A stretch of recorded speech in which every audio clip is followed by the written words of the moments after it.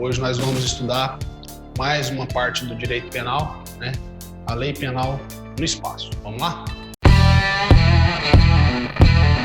Primeiro, para a gente estudar a lei penal no espaço, a gente tem que ter em mente que é um estudo, né, da lei penal no âmbito de aplicação da lei penal, né? Geograficamente falando, qual é a ambição que a lei penal tem de ser aplicada? Será que a lei penal ela pode ser aplicada, né? Ela fica restrita aos limites territoriais brasileiros? Ou a lei penal ela pode ser aplicada também fora do Brasil? Isso é o que a gente vai estudar hoje. E para começar a estudar, né, a lei penal no espaço, a gente tem que delimitar onde foi que aconteceu o crime. Então, para isso, a gente tem que estudar o lugar do crime. Como a gente já viu em aulas anteriores, né, existe 3 teorias que tentam buscar, né, onde foi que aconteceu o crime. Onde foi que aconteceu, onde se dá o lugar do crime. A teoria da atividade, a teoria do resultado e a teoria da ubiquidade. Como vocês já estão aí calejados, né, de saber, o Brasil adotou a teoria mista, ou teoria da ubiquidade, que ela está positivada no Código Penal, lá no artigo 6º. Vamos todo mundo ler o artigo 6º do Código Penal? O artigo 6º do Código Penal fala o seguinte: considera-se praticado o crime no lugar em que ocorreu a ação ou a omissão, no todo ou em parte, bem como onde se produziu ou deveria produzir-se o resultado. Eu sei que vocês aí já estão assim estudando o direito penal, então para essa aula não ficar aquela aula, né, quadradona, né, igualzinha do livro, a gente vai estudar um pouco diferente o lugar do crime. É o seguinte: quando a gente trabalha o lugar do crime, né, a gente está diante de um crime específico, especificamente falando para um determinado tipo de crime, para uma categoria de crime. E essa categoria de crime são os crimes à distância. E aí o que a gente tem que saber? Que crime é esse? Crime à distância. O crime à distância é aquele delito que acontece em 2 países igualmente soberanos. 2 países igualmente soberanos, né? Crimes à distância. 2 países soberanos.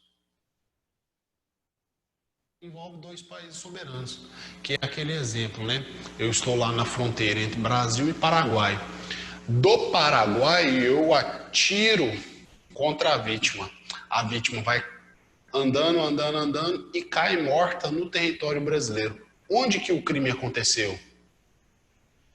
Para fins da teoria da ubiquidade, que a gente já sabe que é adotada pelo Brasil, né, o crime aconteceu tanto no Paraguai quanto no Brasil. Vamos verificar isso? Olha o que o artigo 6º fala. Considera-se praticado o crime onde ocorreu a ação ou a omissão, bem como também no lugar onde produziu ou deveria se produzir o resultado.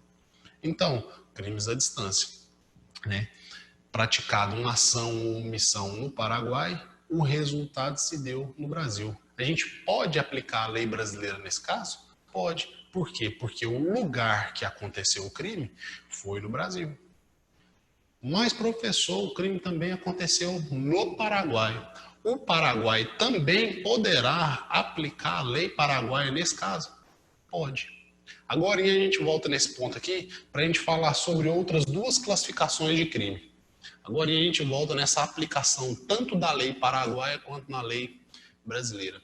Ao lado dos crimes à distância, nós temos os crimes plurilocais. Qual que é a diferença desses crimes plurilocais? É aqueles crimes que acontecem em 2 ou mais comarcas diferentes, porém dentro de um mesmo país, né? Duas ou mais comarcas, porém no mesmo país. Por exemplo, né, o crime de tráfico de drogas ou o crime de homicídio mesmo. Vamos colocar o crime de homicídios. Eu atiro na pessoa aqui em Porá, né? A pessoa é socorrida pelo SAMU, levada para Goiânia e lá em Goiânia essa pessoa morre. Lá em Goiânia essa pessoa morre. Onde que aconteceu o crime? Claro que foi aqui dentro do Brasil. Mas o que é a teoria, né, da ubiquidade se aplica somente... Por que que a teoria da ubiquidade se aplica somente aos crimes à distância aqui? Porque aqui no crimes plurilocais nós temos um problema, não é de soberania. Nós temos aqui um problema de competência. Aqui nos crimes plurilocais nós temos um problema de competência. Qual será a comarca competente para aplicar a lei penal naquele determinado caso? Eu não estou com um problema de soberania. Qual país será soberano para a aplicação da lei penal, né? Eu não preciso de saber o lugar aqui do crime. Aqui eu preciso saber qual será a comarca competente. Então aqui nós temos um problema de competência. E aqui é muito interessante competência. Aqui é muito interessante, por quê? Porque aí a gente tem que trabalhar, né, com um pouquinho do processo penal. Aqui nós temos que trabalhar com um pouquinho de processo penal para definição de competência. Qual será a comarca responsável pela aplicação da lei penal? Né? E aqui eu peço licença um pouquinho do professor de processo penal para a gente trabalhar lá no Código Penal, no Código de Processo Penal, para a gente verificar essas situações. Vamos lá para a gente ver no artigo 70 do Código Penal, do Código de Processo Penal, a regra. A regra de competência. Vamos lá, todo mundo? Todo mundo lá no CPP. Vamos lá. Ó. A competência será, de regra, determinada pelo lugar em que se consumar a infração penal. Ou, no caso de tentativa, pelo lugar em que foi praticado o último ato de execução. Só que aqui existem duas exceções, né? As duas exceções. Então, ó, para a finalidade de competência, eu trabalho com o lugar que resultou, que aconteceu o resultado da ação criminosa. Vamos aqui num exemplo bem simples, né? O crime de tráfico de drogas. Onde que a pessoa está armazenando a droga? Aqui em Porá? É aqui em Porá. Então, a comarca responsável pela aplicação, né, da lei será a comarca de Porá. A primeira exceção de competência que nós temos aqui para a finalidade de aplicação são os crimes de menor potencial ofensivo. No artigo 63 da Lei 9.099 de 95, nós temos que a competência será afirmada, né, pelo local da ação ou da omissão. Ou seja, para finalidade de competência, a Lei 9.099, para os crimes de menor potencial ofensivo, adota a teoria da atividade. Já o Código Penal, como a gente leu aqui no artigo 70, adota a teoria do resultado. E a outra exceção que nós temos aqui seria os crimes contra a vida. No exemplo que eu dei para vocês aqui, ó, eu atiro na pessoa aqui em Porá, ela é socorrida e levada lá para Goiânia e morre lá em Goiânia. Segundo a regra geral do Código Penal, a comarca responsável pela aplicação da lei seria Goiânia, não seria? Porque o Código Penal fala que a competência de regra será o local que se deu o resultado, não é verdade? Só que nesse caso dos crimes dolosos contra a vida, a gente tem uma exceção também. Por quê? Que a aplicação da lei penal, mesmo o resultado se dando lá em Goiânia, seria aqui de Iporá. Por quê? Por um simples detalhe. Pela produção da prova, né, que a produção da prova seria feita totalmente aqui em Porá, e o outro detalhe seria, né, a sociedade que se interessa pela punição do autor do fato seria mais, a sociedade mais interessada seria a sociedade aqui de Porá. Então, o crime doloso contra a vida e as infrações penais de menor potencial ofensivo, pessoal, tomem cuidado que, né, aí seria o local da atividade. Os crimes dolosos contra a vida. Beleza? Tranquilo? Entender essa distinção aqui? Se você quiser, pessoal, se vocês quiserem aqui, ó, coloca aqui, ó, lá no artigo 70 do Código Penal, vocês colocam que adotou a teoria do resultado. Nesses dois casos aqui, ó, adota a teoria da atividade. Isso aqui cai bastante em concurso, tá? Isso aqui cai bastante em concurso. Quer ver o tanto que isso aqui vai ajudar vocês a raciocinar um dia, lá quando vocês estiverem trabalhando lá em processo penal, a competência? Vou dar um exemplo aqui para vocês. Imagina o crime de estelionato. É o crime que mais é difícil da gente entender. Imagina o crime de estelionato. Você está aqui em Porá e vai fazer uma compra pela internet de um produto qualquer. Só que esse produto, aí você vai e deposita o dinheiro na conta de uma pessoa lá em Goiânia. E a pessoa lá em Goiânia vai e pega o dinheiro para ela e põe no bolso dela, né? A agência dela é lá em Goiânia, no banco, ela vai, pega o dinheiro e põe no bolso dela. Só que o seu produto nunca chega. Qual vai ser a comarca responsável pela aplicação da lei penal? Segundo a regra geral, né, a competência se dá pelo local onde que o crime se deu o resultado do crime, não é verdade? É verdade. Então, o que vai acontecer? O resultado do crime, nesse exemplo que eu estou dando para vocês, não aconteceu lá em Goiânia? Aconteceu lá em Goiânia. Então, a comarca responsável pela aplicação da lei penal será a Goiânia. A aula de hoje não é sobre competência, né? Eu estou entrando demais aqui na aula de processo penal. O que eu quero dizer para vocês é que, para definição de lugar do crime, nós vamos precisar saber a definição dos crimes à distância. Por quê? Porque envolve dois ou mais países, dois países soberanos, desculpa. E tem uma última definição, que são os crimes, não vou ter que apagar aqui, licença, deixa eu só sair da tela aqui. E tem uma última definição, para a gente pular essa etapa aqui, que são os crimes em trânsito. O que são esses crimes em trânsito? São os crimes que envolvem mais de dois países soberanos. Mais de dois países soberanos. Beleza? Tranquilo? Então, ó, crimes à distância, crimes plurilocais e crimes em trânsito. Fechou? Então, vamos continuar.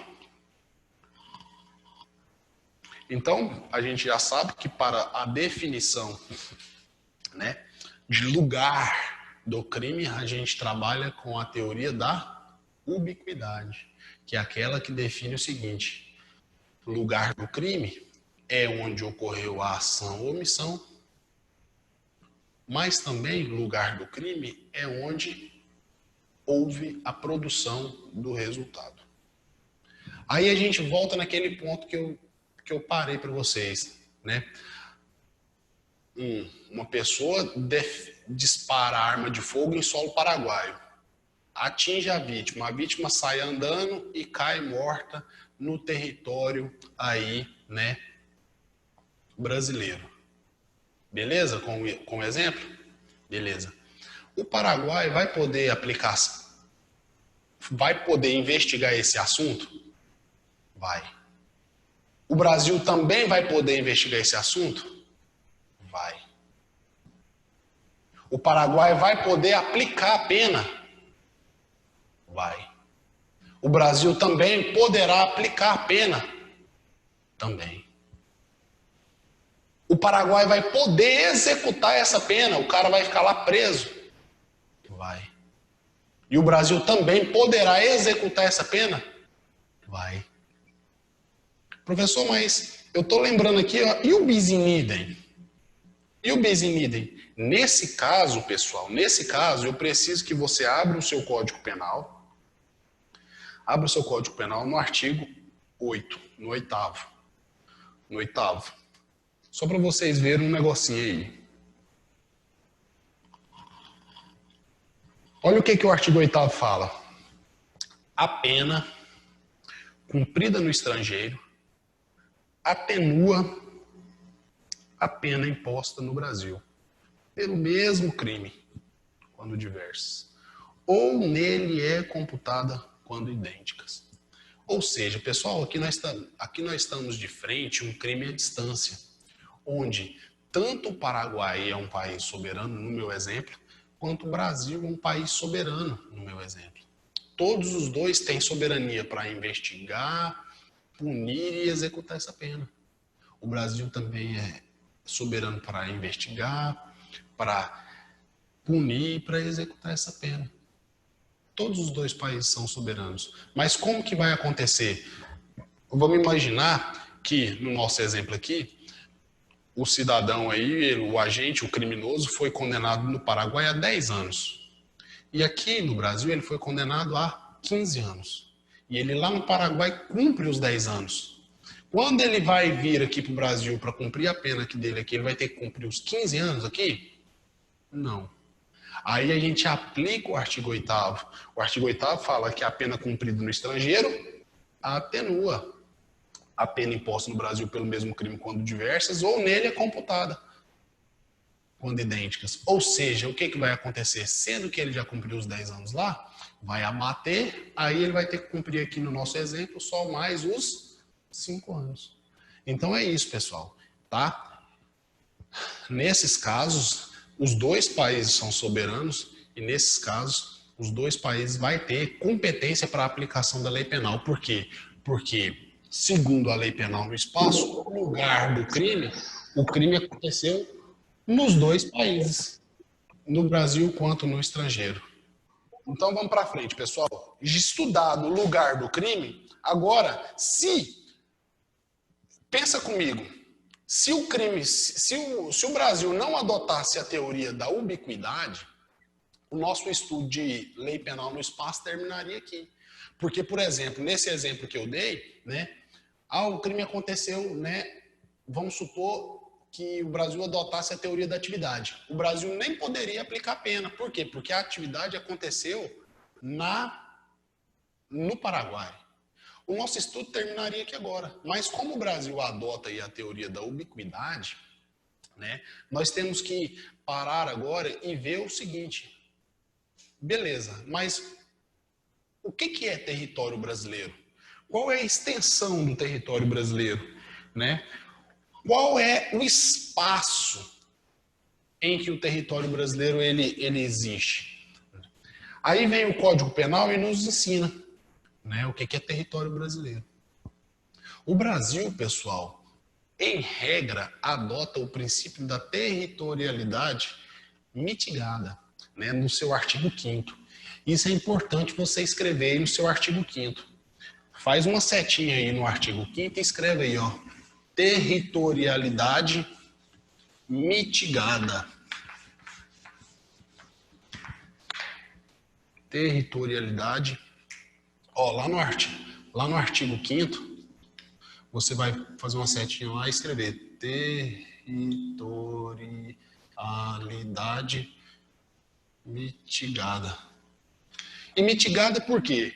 Porque, em regra, o Brasil aplica a sua lei somente no território brasileiro. E como o Brasil é um país soberano, somente o Brasil poderia, em tese, né, aplicar a sua lei penal aqui dentro.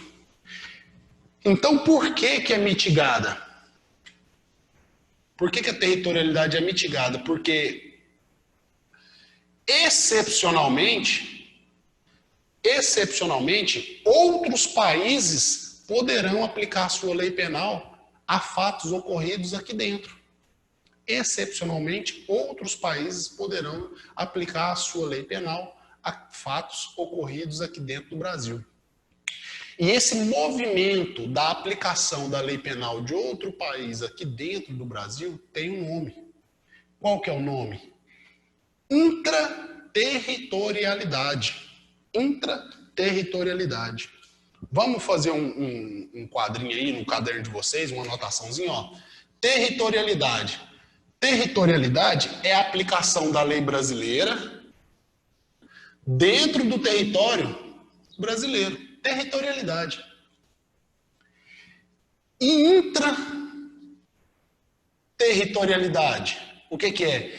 É a aplicação da lei penal estrangeira dentro do território brasileiro. Só que existe mais uma forma de aplicação da lei, que é a extraterritorialidade, que é a aplicação da lei brasileira a um fato que aconteceu no estrangeiro, fora do Brasil. Pegou? Territorialidade é a aplicação da lei brasileira dentro do Brasil. Extraterritorialidade é a aplicação da lei brasileira a um fato que aconteceu em outro país. E intraterritorialidade é a aplicação da lei estrangeira a um fato que aconteceu aqui dentro do Brasil. Tranquilo até aqui? Aí a gente tem que saber o que é território brasileiro.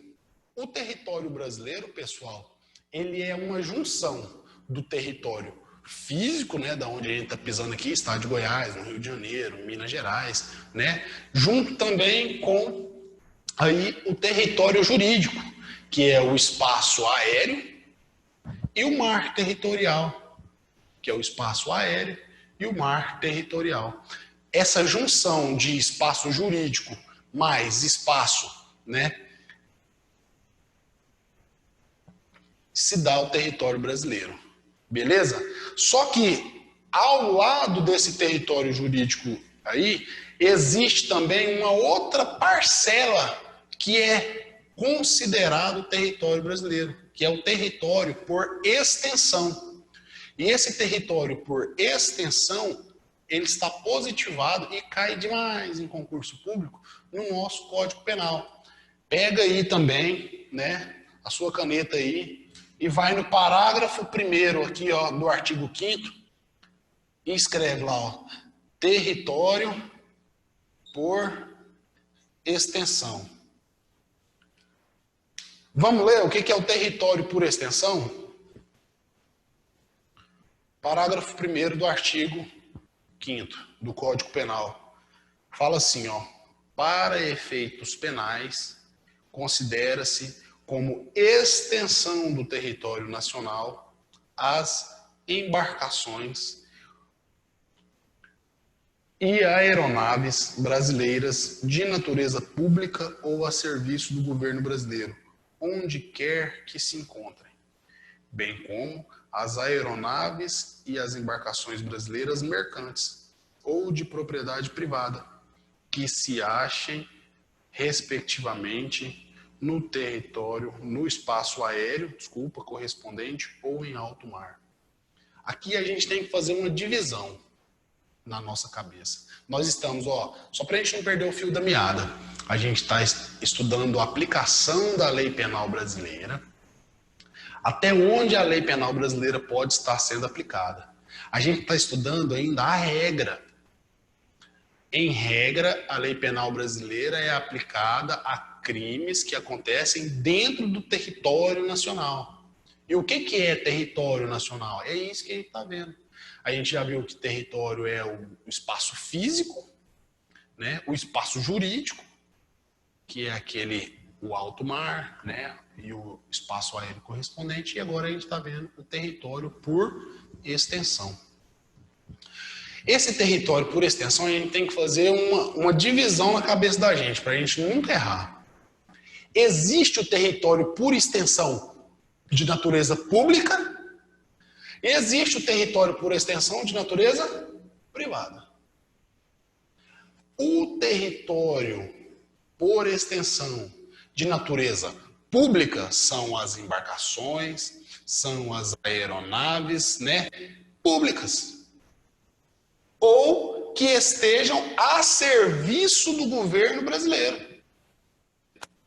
As embarcações ou as aeronaves de natureza pública ou que estejam a serviço do governo brasileiro, onde quer que elas estejam paradas, onde quer que elas estejam ancoradas, dentro será território nacional. Professor, tem uma aeronave brasileira dentro do Japão, que ela está a serviço do governo brasileiro.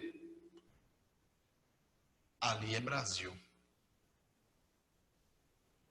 Professor, tem uma embarcação, né, no porto da África do Sul. Ali é Brasil. Onde quer que se encontrem as embarcações ou as aeronaves de natureza pública ou a serviço brasileiro, ali é Brasil. Já as aeronaves privadas,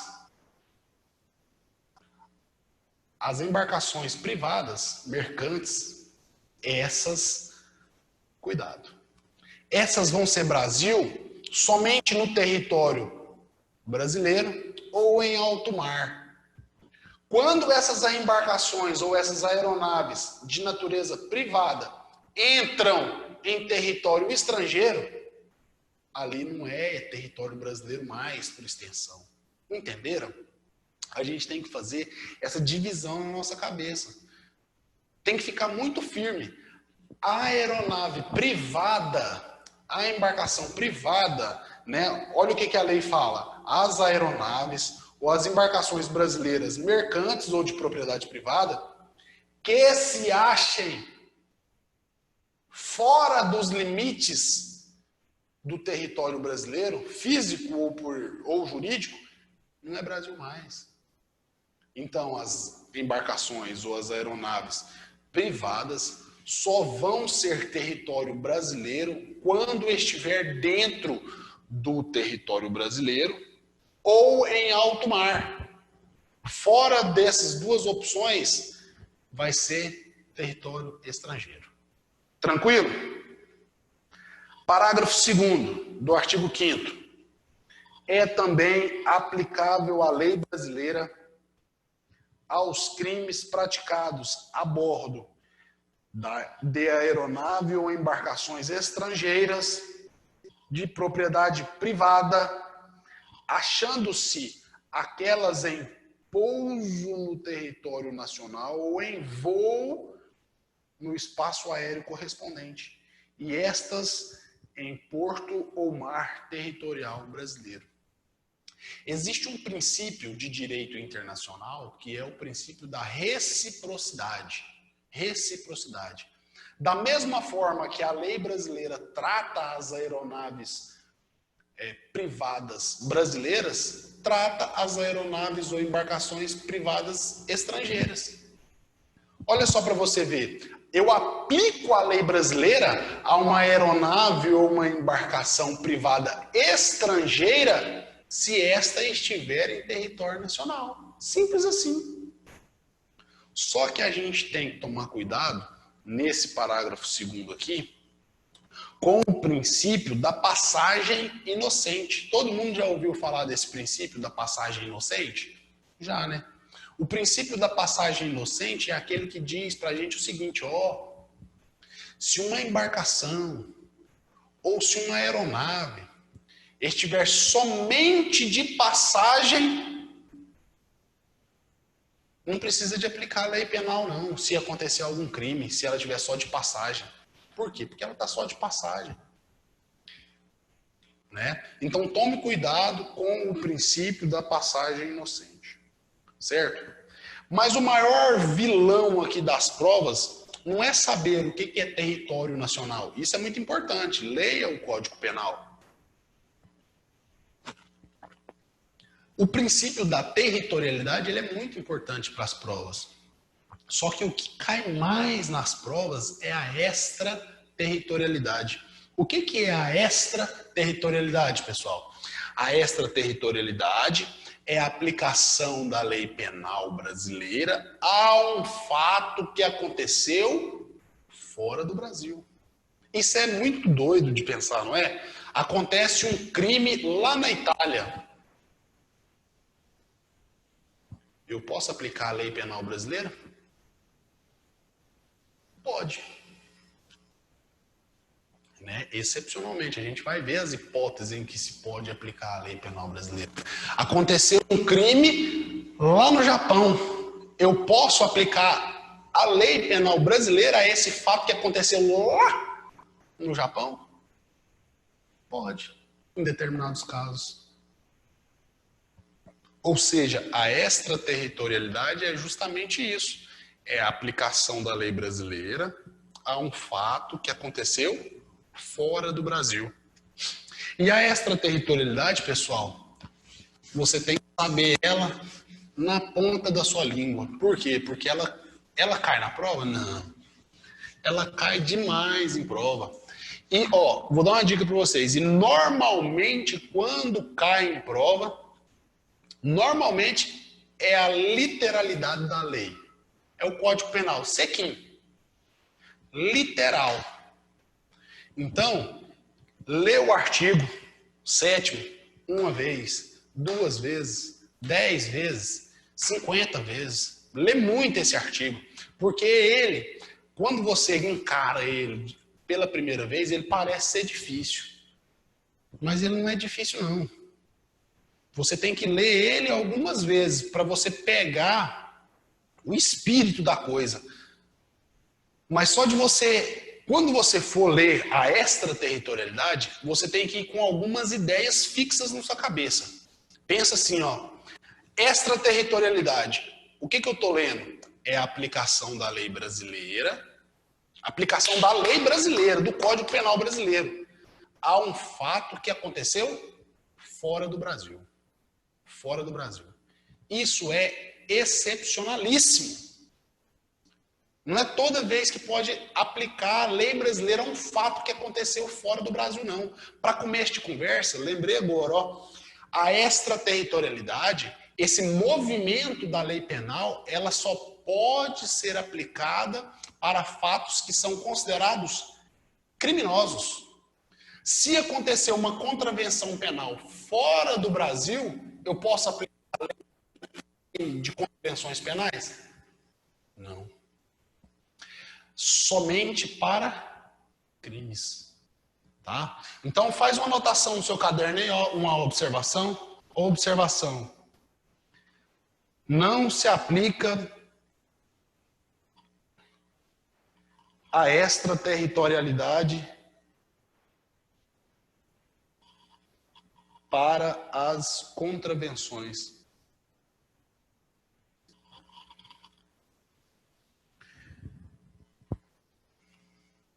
Não se aplica a extraterritorialidade, o princípio da extraterritorialidade, como queira, para as contravenções. Professor, Hã? para ato infracional de menor, aplica? Só para crimes. Só crimes, né? Só para crimes. Anota aí o artigo lá da Lei de Contravenções Penais. É o artigo 2º da Lei de Contravenções Penais. É a Lei 3688, salvo engano. Eu acho que é isso mesmo. Lei 3688 aí, o artigo 2º. Que é o artigo 2º, eu tenho certeza. Da Lei de Contravenções Penais. Anotou a observação? Não se aplica a extraterritorialidade para as contravenções. Quando falar em extraterritorialidade, você vai lembrar de duas coisas automaticamente. Extraterritorialidade. Primeiro, é a aplicação da lei penal a um fato que aconteceu fora do Brasil.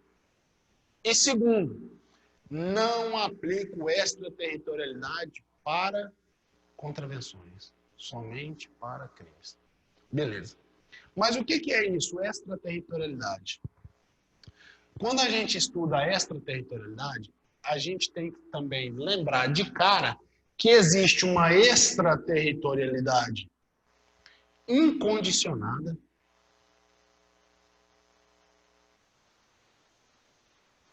e existe uma extraterritorialidade no seu caderno você escreve completo, tá, pessoal? Extraterritorialidade condicionada. E uma extraterritorialidade condicionada. Alguns autores, alguns doutrinadores ainda reconhecem que existe uma extraterritorialidade hipercondicionada. Mas hoje vamos ficar com essas duas aqui, ó.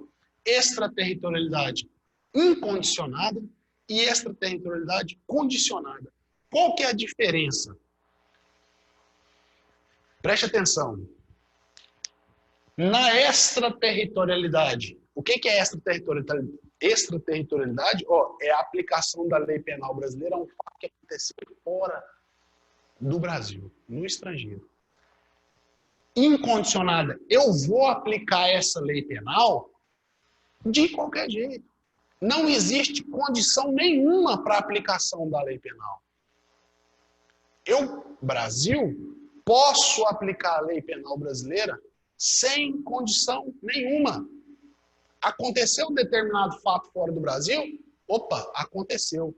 Eu posso aplicar a lei penal? Posso. Tem alguma condição? Não, nenhuma. Por quê? Porque é um caso de extraterritorialidade incondicionada. Já tem alguns outros casos,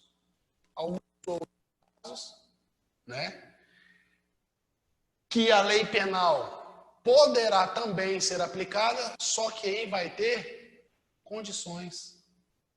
Algumas condições. Se você gosta aí, se vocês é da turma do marca-texto, né? Faz o seguinte para mim, a extraterritorialidade incondicionada, ela tá aqui, ó, no artigo 7º, inciso 1º. E aí, quando você for ler o artigo 7º, inciso 1º, você vai ler junto o parágrafo 1º.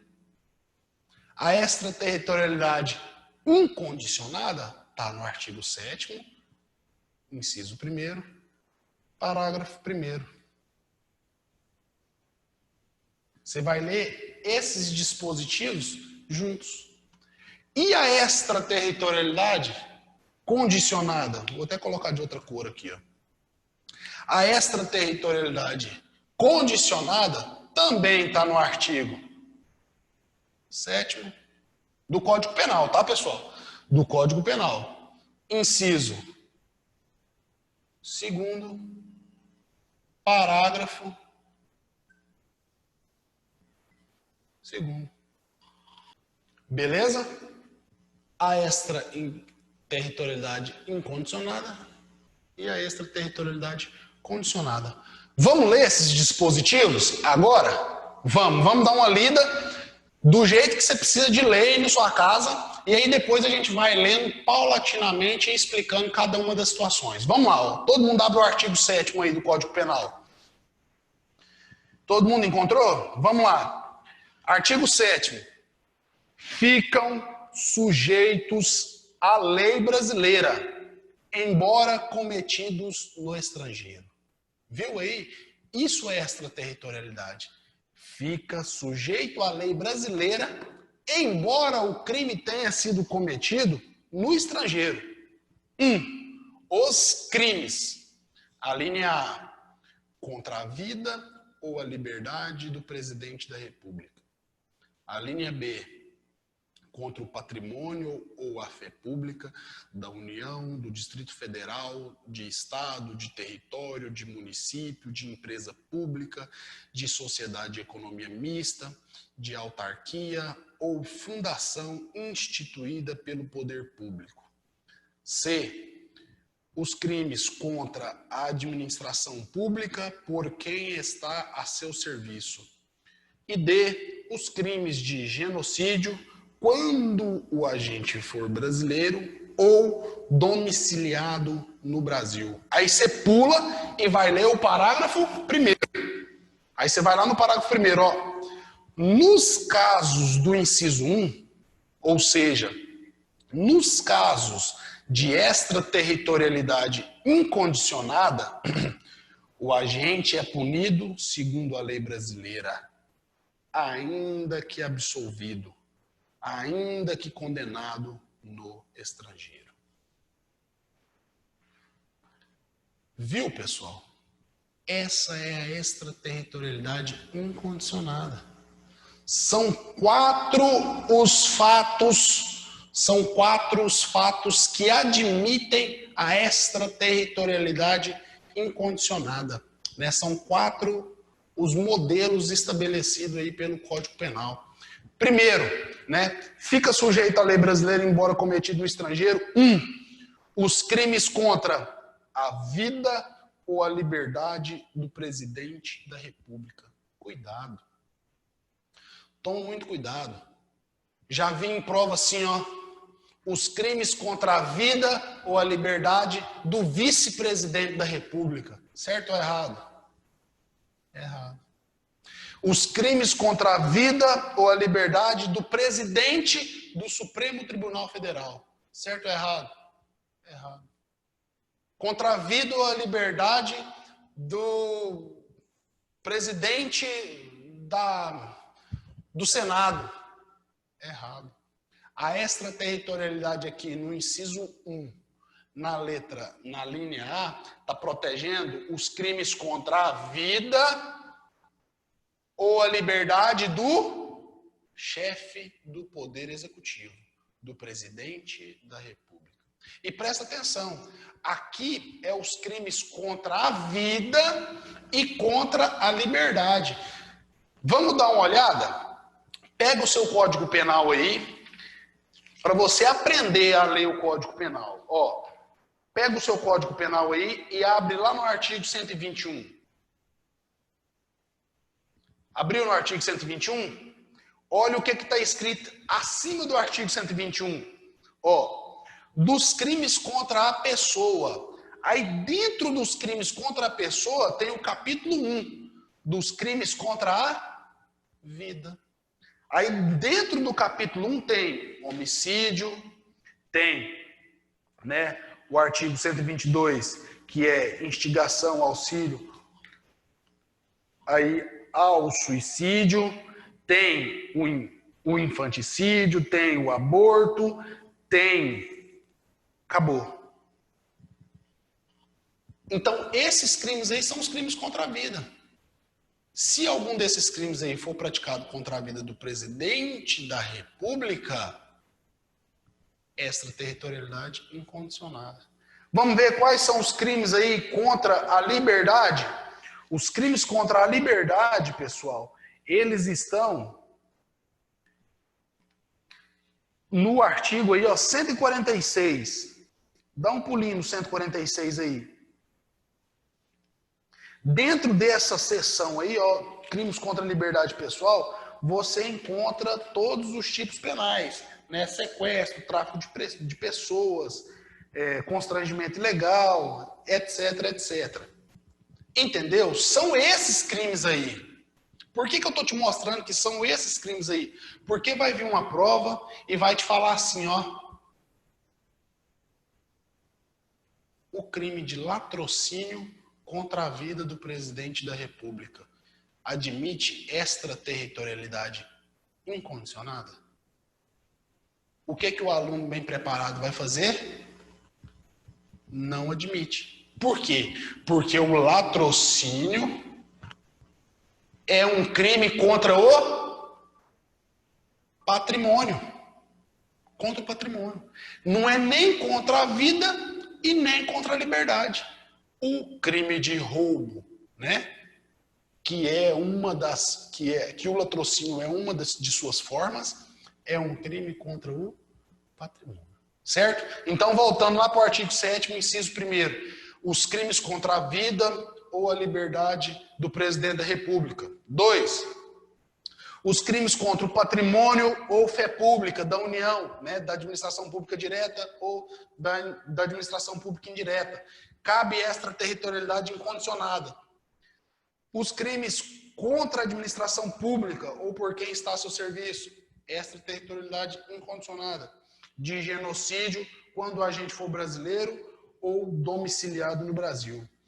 O que você tem que tomar mais cuidado ainda é com o parágrafo 1º. Toma cuidado com o parágrafo 1º. Por quê?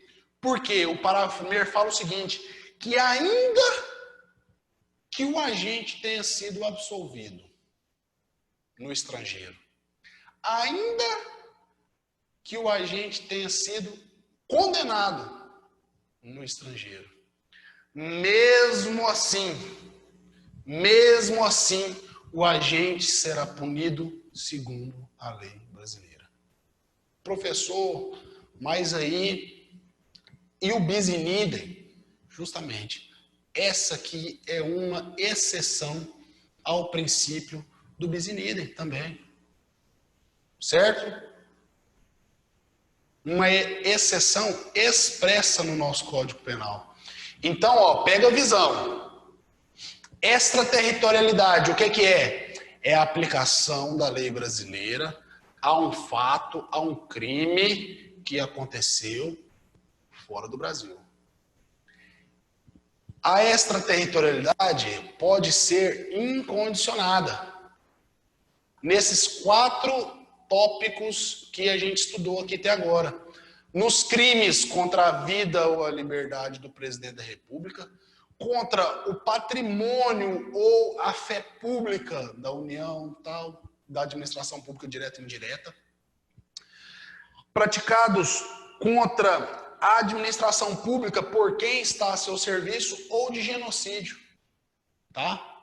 Quando o agente for brasileiro ou domiciliado no Brasil. Quer um exemplo que acontece de vez em quando?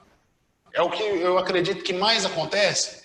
O camarada sai aqui do Brasil, vai para um desses países, né, que faz fronteira aqui com o Brasil, e lá o que ele faz? Compra papel moeda, compra uma máquina boa de imprimir dinheiro e começa a fazer notas de 50 e de 100 reais, lá no estrangeiro, lá num país fora do Brasil, lá no estrangeiro. Aí esse camarada pega e volta pro Brasil com as malas cheias de dinheiro. E aí a Polícia Federal vai, descobre e pega ele. E na hora que ele vai ser preso, ele fala assim, opa, eu não posso ser punido não. E eu não posso ser punido porque o fato não foi praticado aqui dentro do Brasil, foi fora do Brasil. Aí você, agente de Polícia Federal, preparadíssimo, o que você vai falar para ele? Beleza, parabéns, o fato foi praticado fora do Brasil, só que nesse caso a extraterritorialidade te alcança. Mesmo que você tenha praticado este crime fora do Brasil, o artigo 7º, inciso 1, a linha B, fala o seguinte, que os crimes praticados contra o patrimônio ou fé pública da União, eu posso aplicar a lei brasileira. E a falsificação de moeda é um crime contra a fé pública. Entenderam o exemplo? Porque senão, meus amigos, o Brasil iria ser o mar de impunidade. O cara ia lá, fora do Brasil, praticava um determinado delito lá, voltava para o Brasil e ele não podia ser punido. Eu vou ali no Paraguai, por exemplo, na Bolívia, no Chile, na Argentina, sei lá, faço um montão de dinheiro, de real, volto para o Brasil e não posso ser punido por isso. Entendeu o exemplo? Ó, os crimes contra o patrimônio ou a fé pública da União, Estado, DF, municípios, autarquias, empresas, né, podem ser, né, aplicados à lei brasileira. Extraterritorialidade incondicionada. E para isso, pessoal, lembre-se, eu não preciso de condição nenhuma. Mesmo que ele tivesse sido absolvido fora, mesmo que ele tivesse sido condenado fora do Brasil, eu posso aplicar a lei brasileira. Onde que está escrito isso? No parágrafo 1º do artigo 7º. Olha só, vamos ler de novo o parágrafo 1º. Nos casos do inciso 1, o agente é punido, segundo a lei brasileira, ainda que absolvido ou condenado no estrangeiro. Vamos continuar imaginando esse exemplo? Ó, o cara foi lá na Bolívia, fez lá os reais, muitos milhões de reais, foi pego lá pela polícia boliviana, preso, condenado e executou a pena lá dele. Vamos supor que ele ficou preso 4 anos. Tem a liberdade, volta aqui para o Brasil. Chega aqui no Brasil, o que acontece com ele? A polícia vai e chape. Pega ele de novo, o Ministério Público denuncia, o Judiciário condena e ele cumpre nova pena. Pode? Pode. A gente já viu hoje, né? A gente já viu hoje que pode. Aplica o artigo 8º nele e tudo tranquilo. Beleza, pessoal? Essa é a extraterritorialidade incondicionada. Na próxima aula, a gente volta na extraterritorialidade condicionada. Bom estudo, muita firmeza, muita paz no coração. Um abraço e tamo junto. Valeu!